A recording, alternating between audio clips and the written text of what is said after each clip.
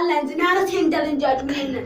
Na rasa inda zan dan Allah na shiga dan Allah ku taimaka min. Dan Allah ku taimaka min dan Allah wallahi na rasa yacce zan yi a duniya dan girma. To kai yanzu ina kake tunanin zaka je? Wallahi ni ma karan kaina ba sai ina ga duniya zan shiga koyaya.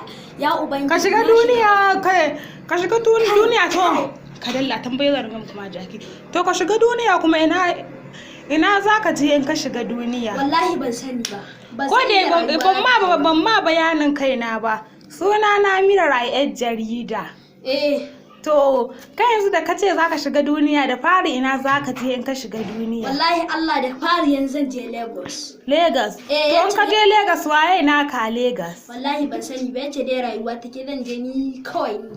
Zan je ni kadai ta rayuwa. To in ka je ya zaka je ka yaɗin a Lagos? Wani aiki kake ganin zaka kawo? Bige zan fara wallahi Allah. Bige kamar yaya?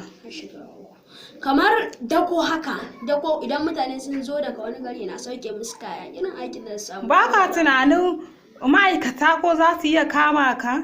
To ya zami in sun kama ni ma ya zami dole su gaji da ni su sake su gaji da kama wata har a zo. Ba ka tunanin rayuwarka za ta iya lalacewa?